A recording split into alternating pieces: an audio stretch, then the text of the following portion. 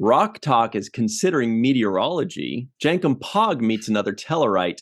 And in Starfleet, you make it so. Hello, everybody, and welcome to the Seventh Rule with Cirroc Lofton. Hello, hello. Also, of course, joining us for all of our Prodigy episodes, we have the voice of the ship's computer and Federation voice. It's the Protostar herself, Bonnie Gordon. I don't make it so. I make it go, everybody. Let's go! That works. My name is Ryan T. Husk.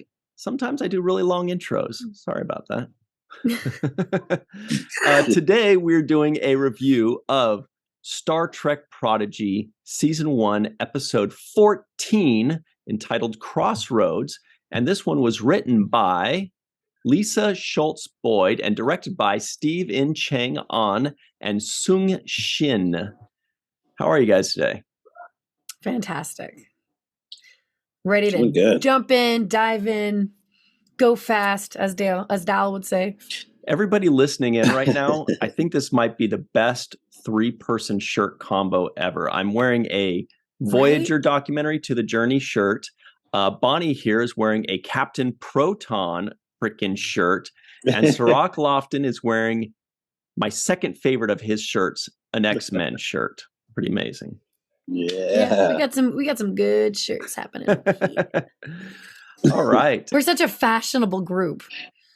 Oh yeah, we've got all the genres covered for a good convention. Yeah, from here up, we all match. Yeah, after that, we're ready for Comic-Con, guys. We're ready.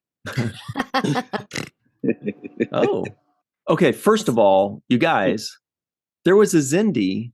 There were two Xindis in this episode from Star Trek Enterprise. The Xindi, there are six, if I remember correctly, there's six Xindi races, one of which are the reptilian Xindis. And there were two of them. They were the guards, and they had like the little things coming out of their heads. And they're immediately recognizable. And so I was very happy to see them because the Xindi were basically the entirety of Star Trek Enterprise Season 3. It was like a one full season arc, and they dominated it. And then they never showed up again in any Star Trek ever. And Star Trek fans like myself have been clamoring for them. So I was very happy to see them.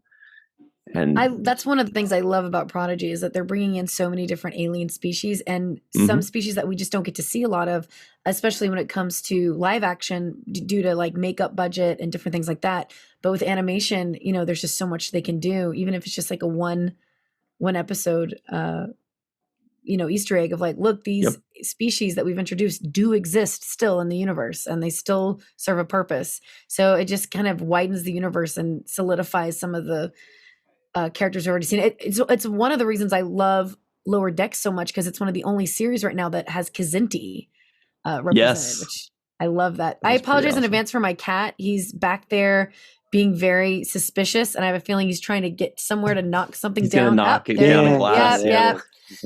So if you hear loud crashing behind me, just know that it's that's Bonnie throwing stuff at him. Okay, gotcha. Yeah, I'm just very angry. Speaking of the Xindi, another alien that we saw in this episode, very similarly pronounced, the Kazon. Did you notice the Kazon from Voyager? That was also a very cool one. Cirroc, you'll remember the Kazon as the other race that our buddy Mr. Aaron Eisenberg played. That was the alien race that he played in Voyager. He was a Kazon. Yeah. Who was the Kazon in this episode? No, it's just a guy. I don't even know if he had any lines. Just a guy. Well, we saw the Kazon in the pilot of Prodigy. If you remember, there was a Kazon trader ship that brought in the little cute Cation slate, the little. Oh, right. No, you're right. Exactly. They were trading the Cation to the planet, to the Diviner, and that's and Gwen got to yell at him and Kazon, which I thought was always great. And this My time cat it was is about to get in big trouble. This time the Kazon appeared. It was talking with Barnes Frex, I think his name is Barnes Frex, right? Oh, Franks, that's what it was. Franks, I think. Barnes Franks? No, it's pronounced Franz. Yeah. Yeah. Oh, okay.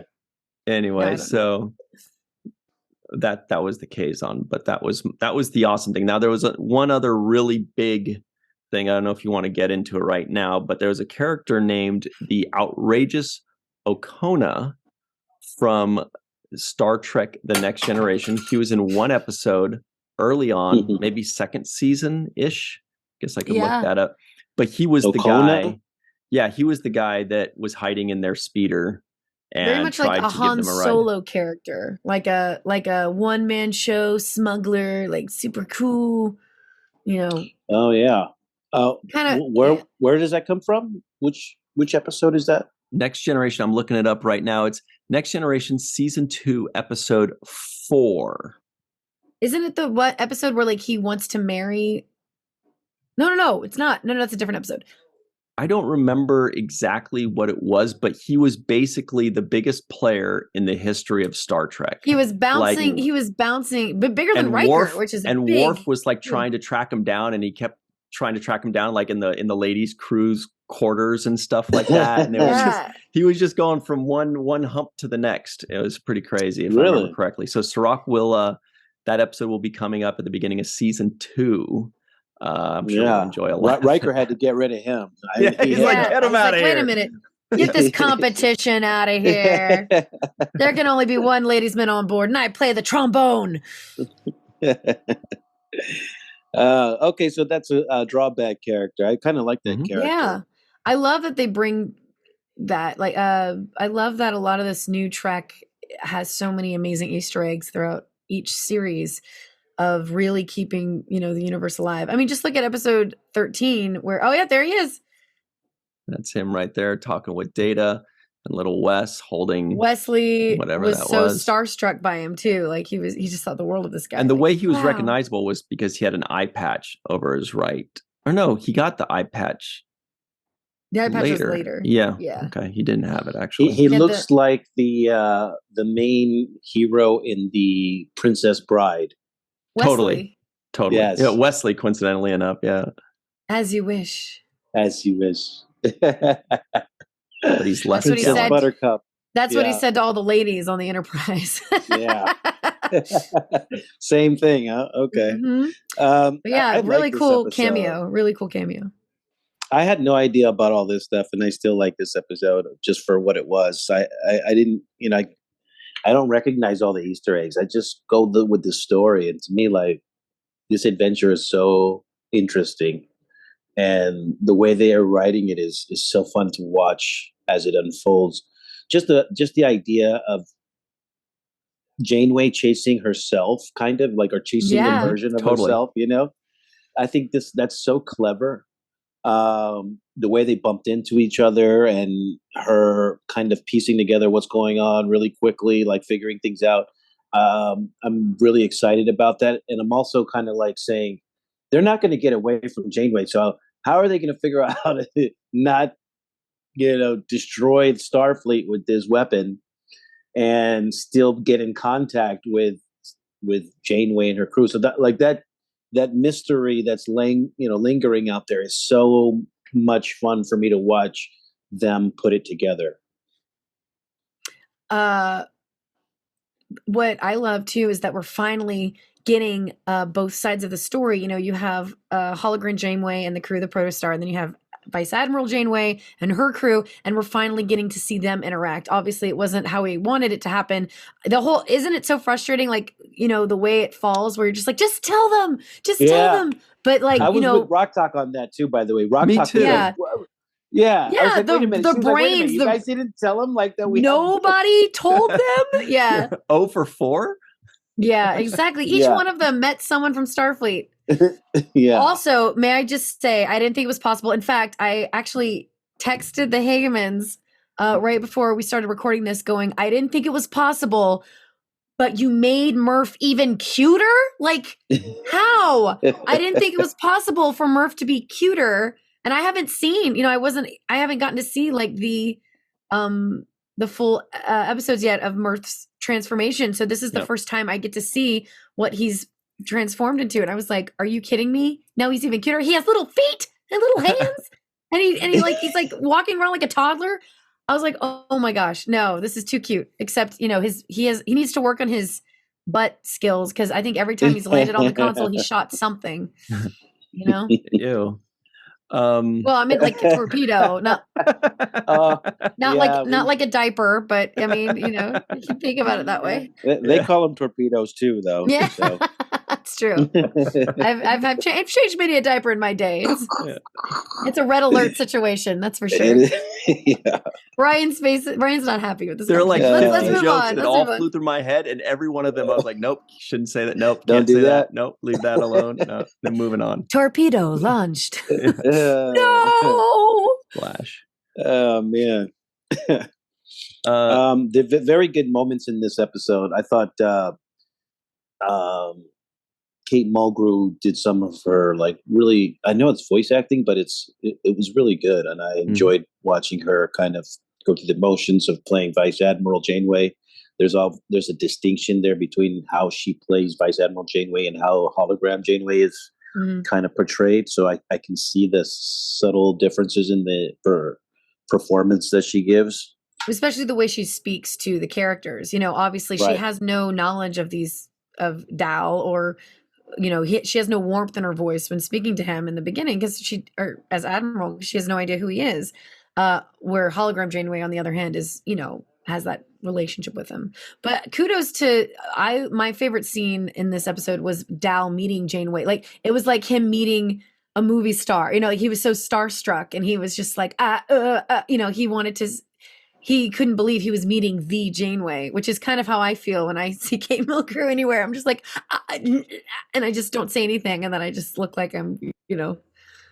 I like the way he addressed her, and he was like Captain Janeway, and she's like, I prefer Vice Admiral. Vice Admiral, exactly. I prefer Vice Admiral. And then, you know, she's just standing there going like, spit it out, kid, you know. Can I help you? So I just wanted to point out very quickly, just to show Cirroc and everybody else what a Xindi reptilian looks like. Oh yeah. And that, because I really liked the Xindi, and I don't know if they've really fully got the love they deserve, because then after that you've got 5 distinct races and a 6th one all on one planet, and after that season on that series we've never seen them again, and I'm like, where are the Xindi? So this is what they look like. Really cool. If you remember the 2 like security type aliens, these 2 guys. Also, and again, in live action world, it's because they don't have the makeup budget for that. Honestly, look how awesome they look. They look incredible. Also, what's really interesting about that, if I remember correctly, and I could be wrong because I usually am, but I'm going to throw this one out, is I remember that the Xindi, like one of the main Xindi characters, his uniform that he wore was stripped down a little bit and used for a different character in Star Trek Nemesis, the movie, played by Tom Hardy. And people in the chat or in the comments can correct me if I'm wrong, but this is what I recall.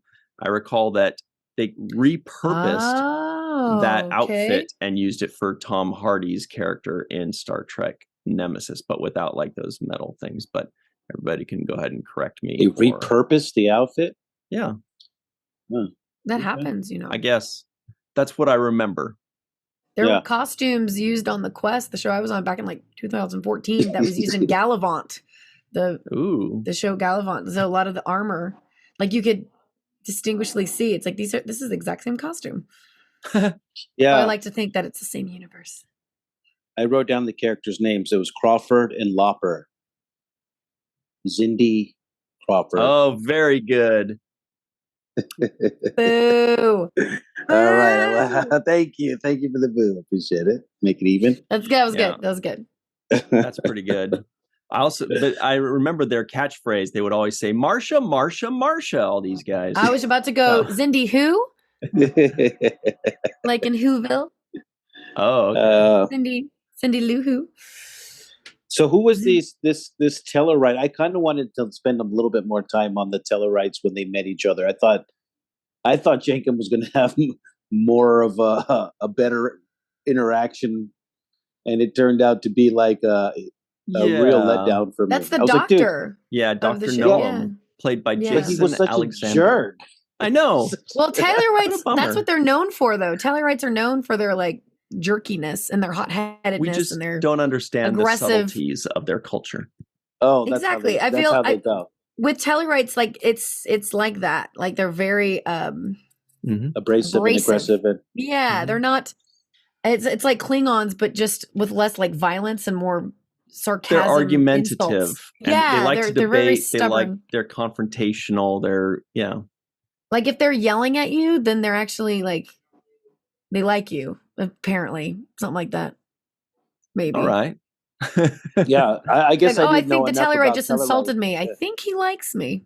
You know. I think thought it was like I was like, why is he making him feel insecure about his size and stuff? I didn't like that. It was kind of a bully move, in my opinion. Calling him a runt. Yeah, a runt. Yeah, that's what I guess Pog means. He's like, we call Pogs runts. That's the name for runts. Mm-hmm. And I was like, I mean, that could be true, but it just was like a little harsh for me. Poor Jacob.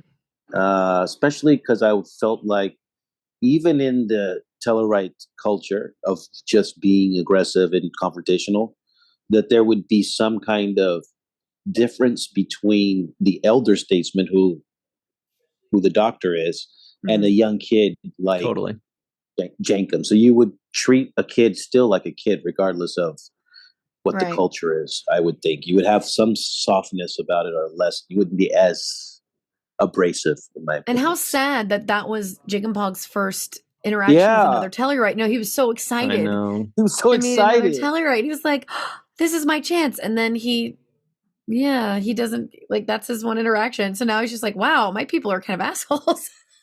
Well, now I know or why. Not. I just figured out. Speaking of soft, I figured out why Cirroc has a soft spot for Jankum Pog is because it sounds very, very close to Jake and Nog. Yes, I think that's does. And I also love Jake and Nog, and I also love Jankum Pog. Yes, and we got to put that in one of your songs, Bonnie. A little. Leave that to me. I'm already thinking about it. Like we finally found what rhymes. Jake and Paul. Yeah. I'll think of it.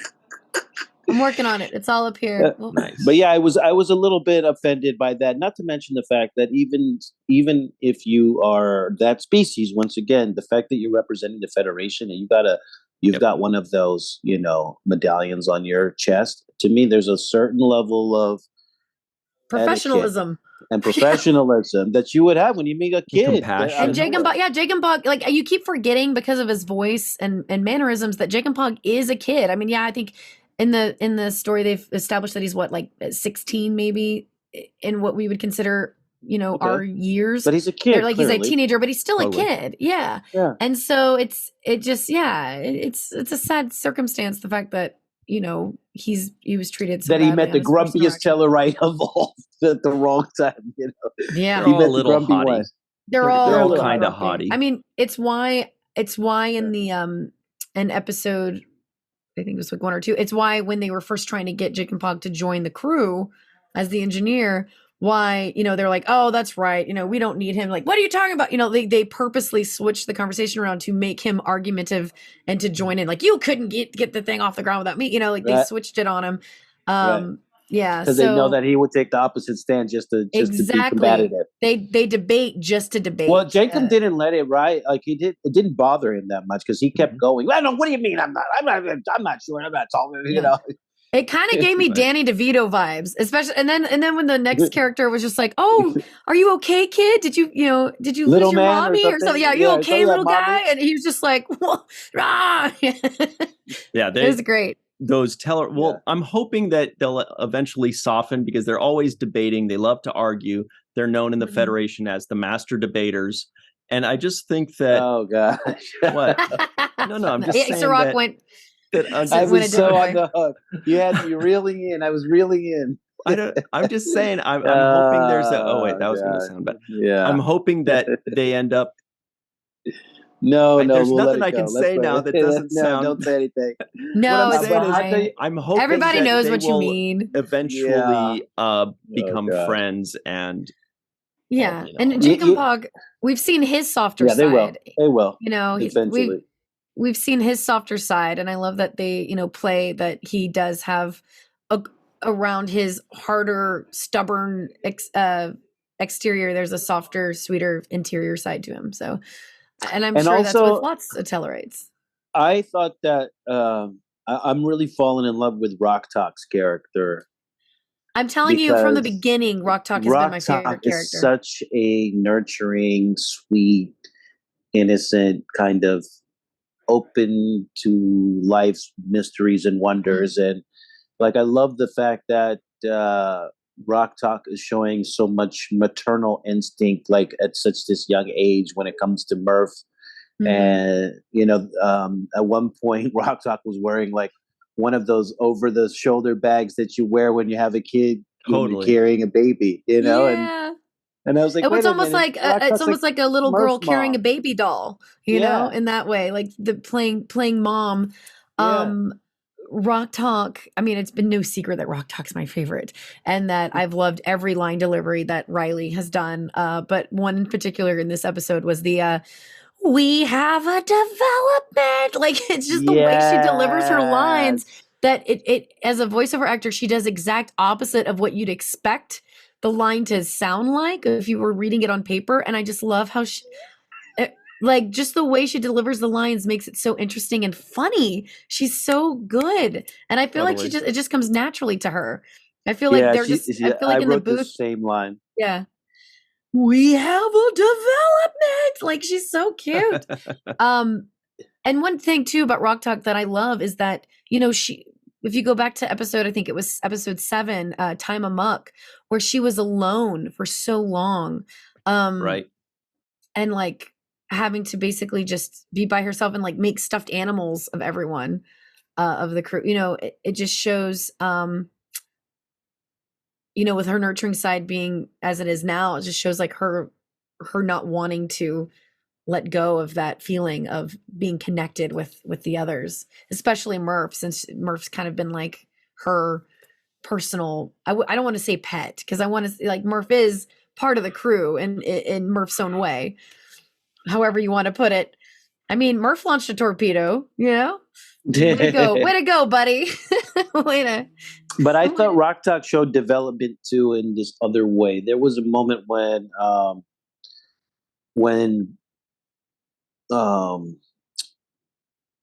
Rock Talk was being, a meteorologist, quote unquote. Oh yeah. And about the storms. And instead of feeling some type of way or getting impacted sensitively by, I don't know, and there's a lot of pressure, like I don't know what's going to happen, and kind of having a panic attack moment, which Rock Talk has had before under certain critical pressure moments. Mm-hmm. This was more like, I don't know, I guess I might be I might be a meteorologist. Like, so what, you're a meteorologist now? Like, maybe I am. Yeah, it's like, it's so cute. Maybe I am. Maybe not. Right. And there was a willingness to kind of like, hey, I know something about meteorology, like not really questioning the fact that, okay, whatever you want to call it. And I think there was a growth there from where Rock Talk was originally, when we saw the character kind of being insecure and not knowing that confidence that, I actually know about science. I'm very smart when it comes to science. If you remember, there are approximately 196 branches of science. So she can have a field day with all of them. You know what's going to be cool is when she invents the 197th. You know what I mean? Like at some point. Hey, I did say approximately. Right. When she discovers something and then she starts studying it, she starts figuring it out. Why couldn't she create a new branch of science? I think that'd be awesome. If anyone could, it would be Rock Talk. Mm-hmm. I feel like. I love the message that Janeway, Vice Admiral Janeway, gave to the kids, but specifically to Dal, when Janeway said, "Fear of failure has killed more dreams than anything else." And I was like, yeah, that's the message out there, kids. It's like, don't be afraid to fail. That's how you learn lessons, and that's how you get better. True. It's okay to fail, and fear of failure is worse than failure. Yeah, right. Absolutely. That's what they say. It's better to try and fail than to fail to try. It's like the saying says too, better to have loved and lost than to not have love at all. Something like that. We'll see about that. That one. Yeah, that one might be a little. I'm not bitter or sad. It's fine. I did have a good laugh when Dr. Noam, who, by the way, I'm rooting for him because I've always had a soft spot for Tellarites too, honestly, because they get the least love out of the founding Federation members. The humans, Absolutely. Andorians, Vulcans, and Tellarites. Tellarites, they get the least love. So I'm always kind of rooting for them. Plus, it's Jason Alexander. But he did say something funny when he was describing Dal. He said, he was like, oh, kind of tall or thin or whatever. He says, the creepy dingle dangle off the back of his neck. Yeah. I don't know why that little dingle dangle. Sometimes they throw these lines out super quick that you barely catch them, but really good. I do love, too, that, we have the diviner now starting to have his memories come back and so I feel like it's going to be such a weird place to put him in. So he, his memories being wiped and his brain being kind of like scatterbrained right now. The fact that he's forming a relationship with Starfleet, like how will that, when his memories do come back, how will that affect, how he thinks of Starfleet? Now, will he be like, wait a minute, I've thought this wrong all along. And now that he has he's forming a relationship with some of them and realizing like they're not bad people. I don't know. Like because I'm wondering, okay, if the diviner is developing some kind of relationship with them, will he still want them destroyed? Or now that he's on the inside and he does get his memories back, will he use that to his advantage? I keep thinking to myself, like, I honestly don't remember anything about the plot anymore. It's just been so long. No, and also, that's the I never got the full scripts for the end. So I'm discovering this with the viewers going, what happens? I'm just as excited now. I'm with you on that excitement because it's, like I said earlier, I'm wondering how are they going to be able to contact the Protostar and not initiate this destructive weapon that's, out for the Federation. So there's all of that kind of stuff that's lingering in the air, but there's so many other things that are great about this adventure because, I love the moment when they buried the Protostar underneath the avalanche and later on when they were kind of running away and they're like, well, what are we going to do? Hey, we got to find a way to get out of here. And I think Dal's like, right. He's like, I'm on top of it, man. Yeah, we're on top of it. Boom. What a good, yeah. Dal's getting like it's like the walking away in slow motion with an explosion behind you. It's like that level of cool. He's like, it's basically what a flex, like pressing a button. It's like driving like a really nice car and going beep, beep. And like, that's my ride. Like the Batmobile pulls up. You're like, I did what like a flex, that Dal. What a flex. Yeah. It was great. I love Jenkin Pogg's lines about warp. Like he's so bougie about his warp speed. Warp 8 or nothing. Totally. Yeah. He's like, warp 4? That's nothing. He kind of got spoiled. I mean, the Protostar does have the Protostar warp drive. So I think he's a little spoiled in the sense that like they can literally fold time and space to go super speed. So he's like he's can't. Just like warp 7, pathetic. 6, 7, child's no less play. than 8. No less than 8. Right? Because go ahead. I just wanted to point something out. When you were talking about the diviner, Star Trek is doing on Paramount Plus is doing a thing. I think it's just on Instagram. My favorite social media. Just kidding. I don't really know much about Instagram, but they do this thing on Instagram called Star Trek Logs. And they are, I believe, theoretically canon. And with every episode, they do one Star Trek log. And with this one, or maybe it was the previous one, but whatever was the one that was released this week, it's Janeway, Vice Admiral Janeway's log. And it reads, Vice Admiral's log, stardate, whatever. Despite his unknown species, Dr. Noam has stabilized our mysterious visitor by the diviner by replicating a serum found nearby. From early tests, Noam believes his physiology may possess energy-based psychokinesis, not unlike some Zalconians. Now, of course, this could just be a red herring. It could, whatever.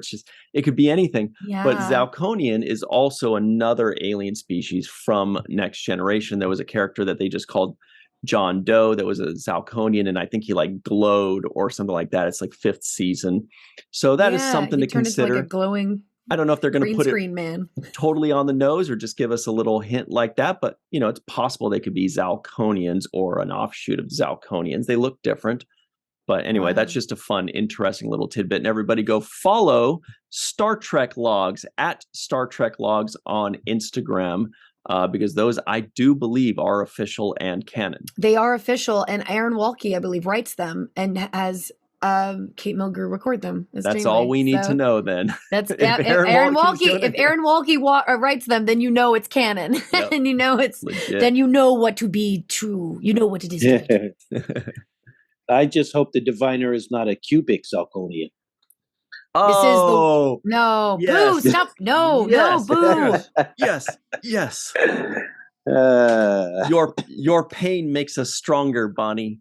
No, it hurts. I'm groaning. Oh, gosh. As my daughter would say, dad jokes. She does that to me all the time. Excuse? Yeah. I have a dad bod. That's like the closest thing I get. I got the keg right here. You know who I like though is Ensign Essentia. Totally. There was something about Ensign Essentia that stood out to me. I don't know, just presence wise. Maybe it's the voice. There was something about made me curious to know more about Ensign Essentia. It's crazy. She's played by Jamila Jamil, right? Who I just love. I'm just such a huge fan of her. She's just so great. Mm-hmm. I do love her. That she was the one who had the interaction with Gwen. I thought it was really cool having two young, female characters interacting where they're both obviously such strong women. Her as an ensign, as an ensign trying to, get up the ranks, who's obviously extremely smart and also a trill, which I love. And then Gwen stood up for Gwen against the Klingon and basically ready to throw down. And they're the closest. Klingon, They're the closest in age of all of the possible pairings. So I found that to be super. I mean, obviously you got the young Tellarite and the old Tellarite, and I've already said I hope there's a happy ending there where those two guys can just come and be friends, and one could be a mentor to the other or something, because we're rooting for Jankum for sure. But there's something there with Ensign Essentia and Gwen where they, could practically be besties. They can have sleepovers. They're almost they're close in age. Talk. Mm-hmm. Yeah.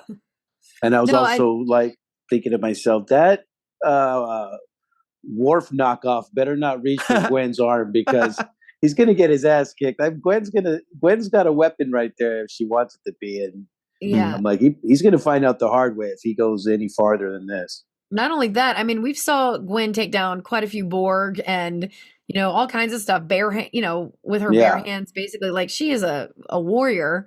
And I think that Klingon would severely underestimate her if he tried to. I do think so too. If he tried to swing blows. I did like sleep mode on the ship. The ship being in sleep mode. I never heard that before, but like our iPhones. And how cute was hologram Janeway? She was like, "How long has I been out? Tell me everything. I want to know." Like she was so excited. She's like, "Tell me all about your adventures. I want to know everything." Like she was so excited to see them again and to hear about what they've done, which, was like 30 minutes of chaos, and be like, well, we're back. Yeah. You didn't miss much. Yeah, you didn't miss much. Didn't go as planned. We're still here. And also we got this guy.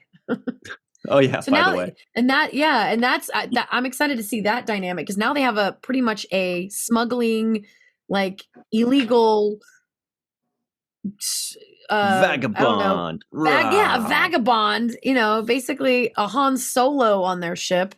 Janeway likes him. He winked at her when he walked in. That was cute. Yeah. He gave her a wink and she was like, "Oh, he'll be fine." I don't know. I know she's probably going to be like, "I don't like this." But the fact that they're ending the episode with them going into the neutral zone, like what a yeah. I was so upset the episode was ending.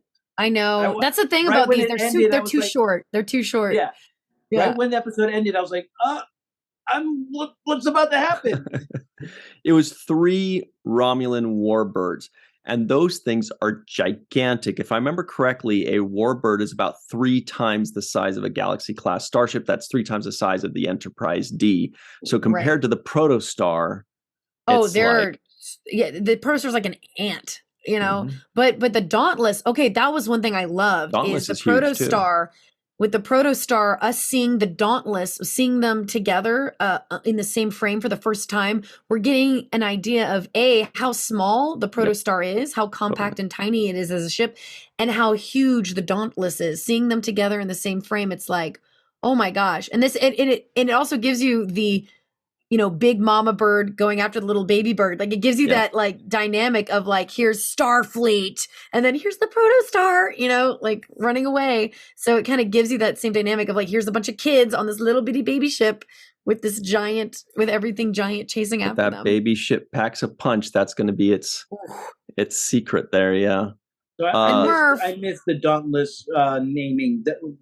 They named the ship in this episode, or we knew that already? It was already named. It was already named. And then they also mention it again.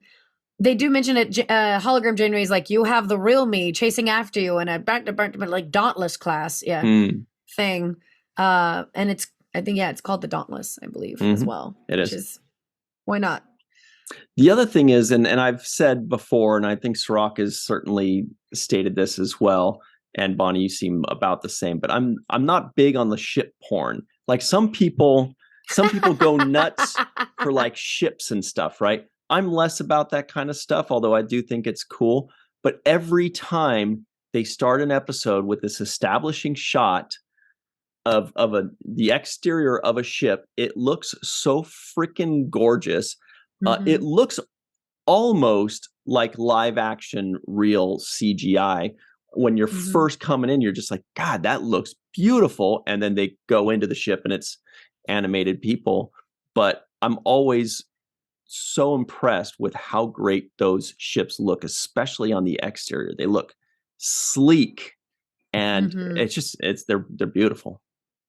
Yeah, the animation and FX departments are just blowing it out of the water with this show. Like it's just so, watching them being chased in warp, just looking at the colors that like visually, it's just so, I don't want to use the term eye candy because it's something that's like, it's just visually stunning to me. I feel like this show in particular, you just pause the color schemes that they use and like the colors of space, like just showing it makes space a lot more welcoming, I think. And I think, which is really important with kids watching, to not make space a scary thing because, space can be scary. It's basically a giant vacuum of nothing when you think about it. But with the way that they're animating it, it makes it so much more welcoming and adventurous and colorful and fun, I think. Words. Yeah, plus I don't see this show having too much extra, like, it gets right to the chase pretty much right away. Absolutely. And every story, every scene is moving it forward. There's no moments where you're sitting there like, okay. There's no filler. There's no filler. Right. There's no filler. We just fly right through it. You fly right through these episodes and they're giving you story. They keep giving a little bit more. You're like, okay, I'm figuring it out.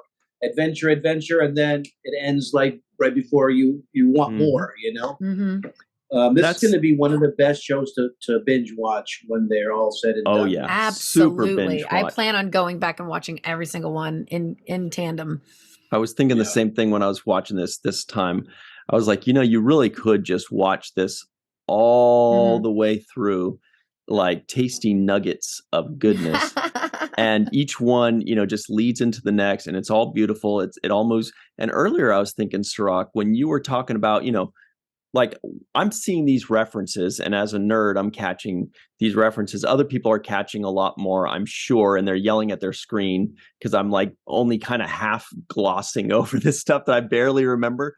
But it's really telling that somebody that knows less of these Easter eggs or none of them if they're still enjoying this, that's the sign of good writing, because anybody can throw these references in and to make us Star Trek nerds happy. But what about the people that are actually just watching it flat out for the story and for the entertainment? Yeah. And if it works, that's when you have a really good show. And it seems like they're really coming up aces right now. Absolutely. When, if you're ever curious about like, oh, I wonder what Easter eggs they have, I think just ask Aaron Walke. I'm going to start calling it the Walke way. Like, that's like, what little nuggets has he thrown in for us today? The Walke way. It's like our galaxy. Sounds like a galaxy. The Walke way. Ooh. No, just some more song ideas in my head. Sorry.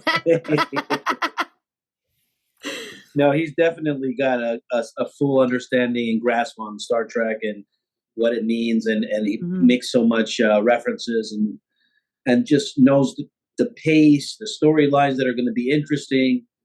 The whole writers' room, they're just knocking it out of the park. Mm-hmm. Yeah, and I love watching these kids.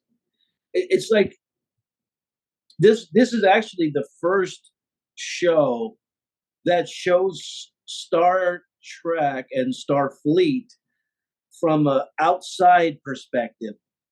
These guys are not Starfleet, right? So we're watching the adventures of kids who want to be Starfleet, and us. We all want to be Starfleet. Us. These kids are us. We're like, I want to do the right thing too. I want to join Starfleet. But oh crap. Right. I have what it takes to be a cadet. We don't know. Star Trek's never told that way. It's never told through the eyes of something from the outside. It's always the crew, whether it's the lower decks or the upper decks, it's still the crew.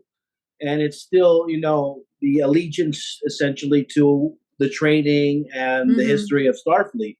These guys are flying completely by the seat of their pants. They have no instructions. They don't, they're just going off of instinct, off of goodwill, and also off of Janeway's guidance and her advice. Yeah, yeah. So I love the premise already. And, eventually, I know seasons down the line, those kids are going to eventually be Starfleet and get commissioned. Here's hoping. Yeah, we're hoping they will. But until then, I'm really enjoying watching the journey. Me too. How cool would it be if they end up enlisting into Starfleet Academy and Chief Miles O'Brien is their instructor, is their professor? Then we'd all be very happy. But since you mentioned our good buddy, Mr. Aaron, Jay Waltke, I wanted to see if he, because he's always putting up some nice tidbits for everybody online. So I was just checking, and today, an hour ago, he puts out, quote, "Have you seen the outrageous preview stills dropped for this week's Star Trek Prodigy Crossroads?" First of all, outrageous is obviously a reference, a wink to the outrageous Okona. But then he says, "I hear there's some erstwhile thieves in classic Trek species Xindi air," but he spelled it Xindi air because of the aliens. I'm like, wow, this guy should be on this show with that stuff. What pretty puns good. You have, sir? Yeah, better to pun you with, my dear. And then lastly, he has a GIF that goes with it, which is when Worf says to Jadzia, "That is a joke. I get it." And he says, "It's not funny. It is not funny, but I get it." Anyway, good old Aaron. Good stuff. I think Aaron is the biggest. I think he's the biggest Star Trek fan that's actually in the working in Star Trek. Working.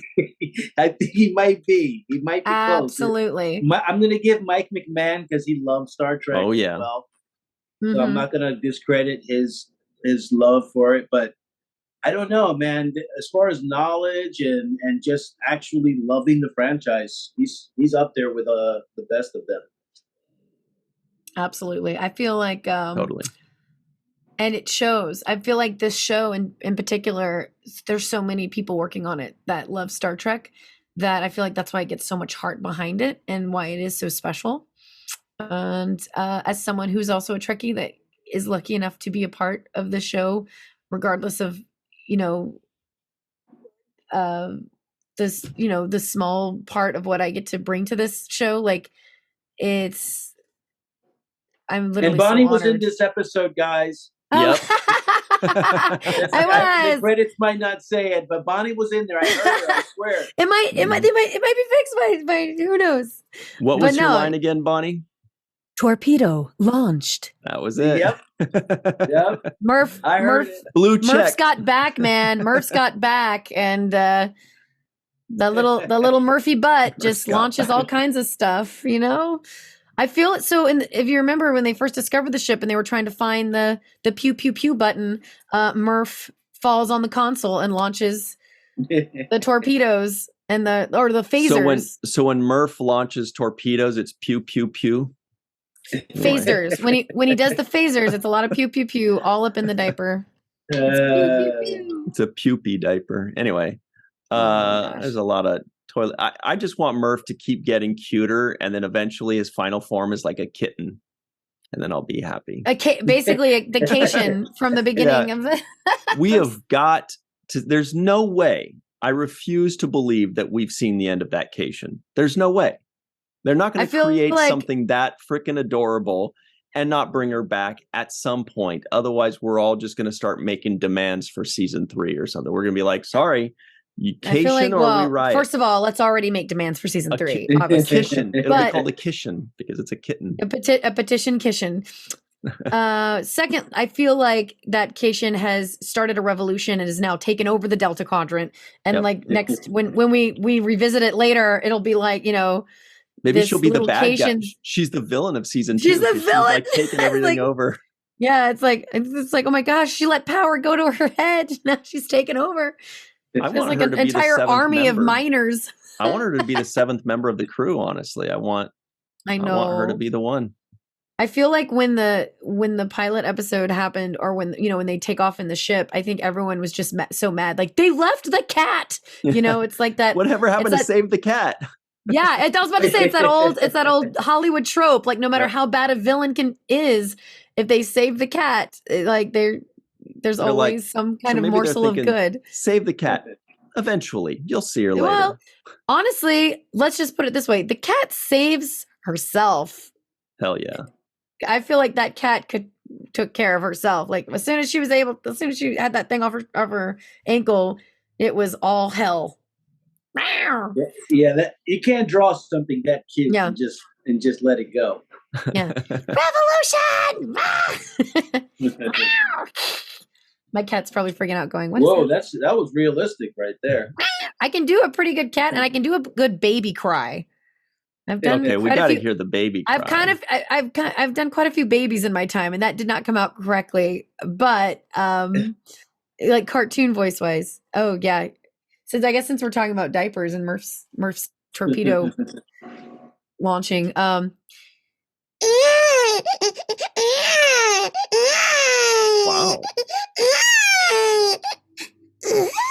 ooh, that's pretty damn good. Wow. No, sorry, that got a little out of hand. That was it's a little rough. It's a little rough. I gotta warm up. Yeah. Wow. Or would I? Anywho, you can cut that. We'll fix that in post. No way. That's great. You got baby sounds. That was the baby cat right there. That was the purr. Now I'm turning into Eartha Kitt. Just about out of time here, guys. Sorry, guys. But they're like, more baby. Nope. Sorry. No one's ever asked for that. Come back next week. Wait till I do it in a restaurant. Then it turns out, like, please don't ever. You just do whatever it takes to get the tater tots on the kids menu. I want the kids menu. This Barnes Franks guy or whatever, Commander Frank, I'm not liking this guy. He exaggerated what happened. Right? Yeah, he's a sweetie. No. He is identifying his truth, Cirroc. This is his truth. A sweetie lying, really. Saying that like they were barbarians, or like they came in, they were huge and evil, and then she was like, they were a bunch of kids. You forgot to mention that they were children. Yeah. Yeah, I'm not liking this guy. And he was also kind of rude when he first saw them in the beginning. Second time that I'm not a big fan of it. So 3 strikes and you're out, right, Cirroc? Yeah, so if he turns out to do something bad later on in the future, like like Eddington, I won't be surprised. What? Eddington was fighting for his right to party. Yeah, right. You've got to fight for your right. Yeah, I don't know. I don't trust him. Something's up with that guy. Yeah. Anybody that would lie on some kids, man. Totally. He's he was just embarrassed. Kids. You're right. It's one thing to like rat out people, but like he's just like he's like, get those kids. The baby did it. It was the baby. And I would have gotten away with it too if it weren't for those meddling kids. And their ugly worm guy. And their worm. Their slime worm.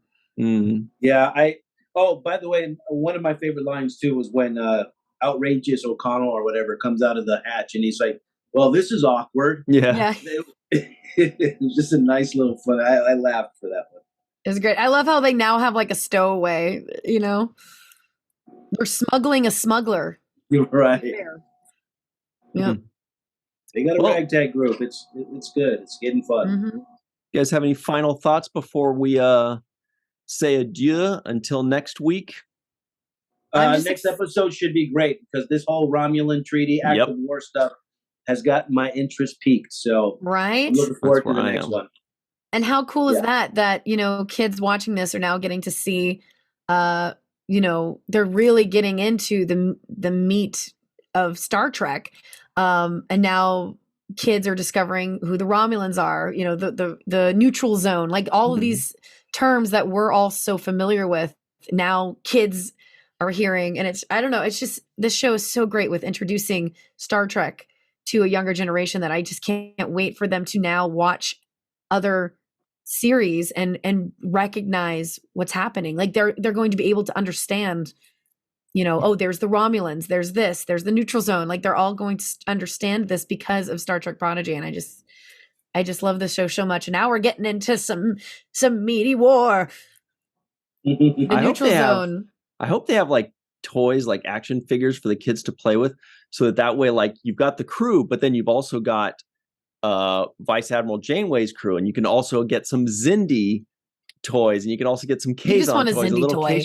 I just think it would be cool. Like let these kids have a new generation of really cool like toys and action figures. I think what was the run?